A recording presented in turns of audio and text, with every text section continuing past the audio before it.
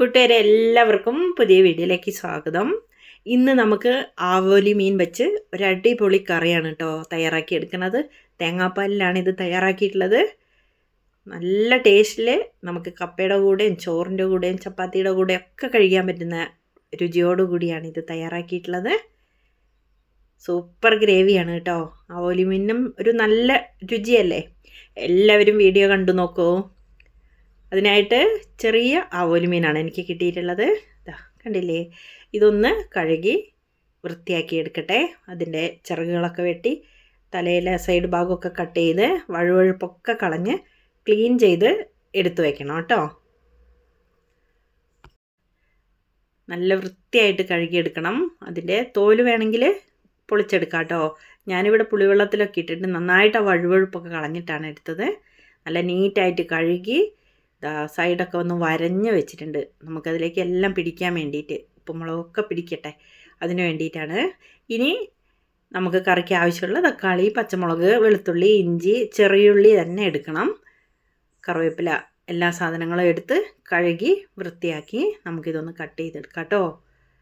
തക്കാളി ചെറിയ കഷ്ണങ്ങളാക്കി കട്ട് ചെയ്തു. എല്ലാം നൈസായിട്ടൊന്ന് അരിഞ്ഞെടുക്കുന്നതായിരിക്കും നല്ലത്. ചതയ്ക്കൊന്നും വേണ്ട കേട്ടോ. ഈ കറിക്ക് ചെറിയുള്ളി അത്യാവശ്യം എടുക്കണം, നല്ല രുചി കിട്ടും. ചെറിയുള്ളി തോല് കളഞ്ഞ് കഴുകി നൈസായിട്ടൊന്ന് അരിഞ്ഞു വെച്ചു. ചെറിയൊരു കഷ്ണം ഇഞ്ചി കഴുകി തോലൊക്കെ കളഞ്ഞ് അതും നൈസായിട്ടൊന്ന് അരിഞ്ഞു വെച്ചു. 1-2 വെളുത്തുള്ളി അല്ലി ഒന്ന് കീറിയിടാം കേട്ടോ. പിന്നെ പച്ചമുളകും കുറച്ച് കറിവേപ്പിലയും. പിന്നെ ഇതിലേക്ക് മെയിനായിട്ട് വേണ്ടത് തേങ്ങാപ്പാലാണ്. കുറച്ച് വെള്ളം ചേർത്ത് അടിച്ചെടുത്തിട്ടുണ്ട്. 1-ാം പാൽ എടുത്തതിന് ശേഷം 2 പാലും ഞാനിവിടെ റെഡിയാക്കി എടുത്ത് വെച്ചിട്ടുണ്ട്. കുറച്ച് തിക്കായിട്ടോ ആയിക്കോട്ടെ, എന്നാൽ വെച്ചാൽ നല്ല തിക്കും ആവണ്ട കേട്ടോ.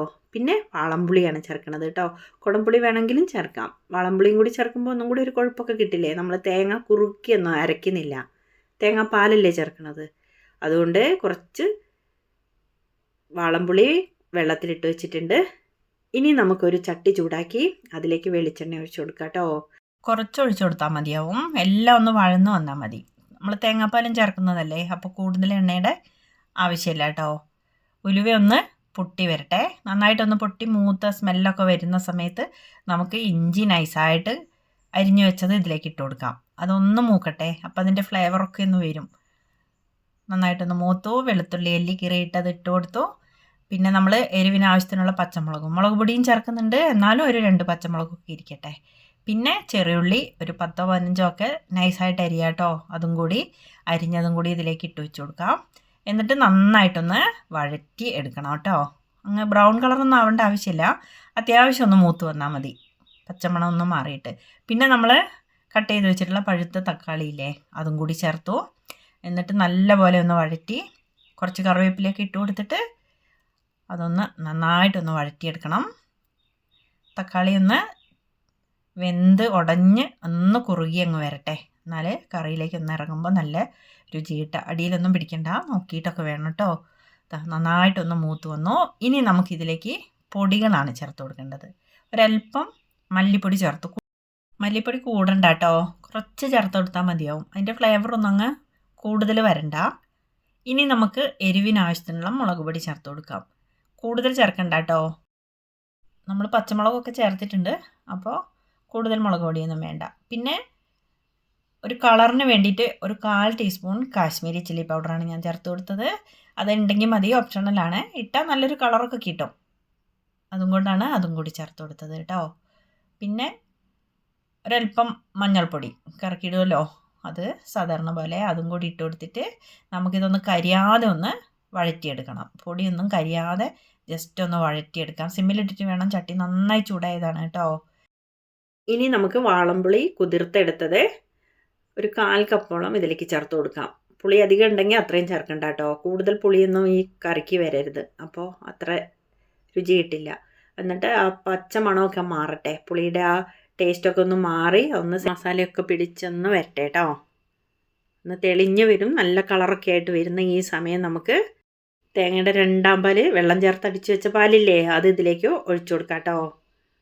എന്നിട്ടൊന്ന് ഇളക്കി യോജിപ്പിച്ച് കൊടുക്കണം. എല്ലാം കൂടി ഒന്ന് സെറ്റായിട്ട് വരട്ടെ. തക്കാളി ഉള്ളിയും വഴറ്റിയതും നമ്മളെ മസാലപ്പൊടികളും എല്ലാം കൂടി ഇതിലേക്കൊന്ന് സെറ്റായിട്ടൊന്ന് തിളച്ച് വരണം.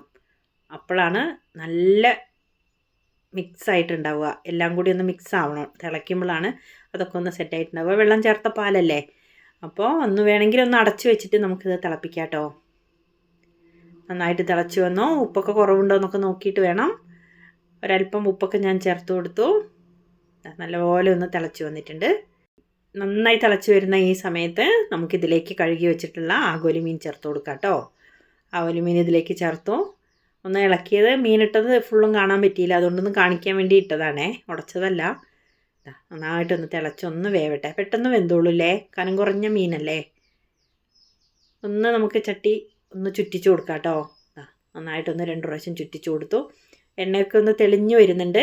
മീനൊക്കെ വേവേണ്ട സമയമായിട്ടുണ്ട്. നന്നായിട്ട് തിളച്ചില്ലേ, നന്നായിട്ടൊന്ന് വെന്തും കൂടി വന്നിട്ടുണ്ട്. വരഞ്ഞൊക്കെ കൊടുത്തത് കൊണ്ട് ഉപ്പൊക്കെ പിടിച്ചു. ഇനി നമുക്ക് തേങ്ങയുടെ ആദ്യത്തെ പാലും കൂടി ഒഴിച്ചെടുക്കാം.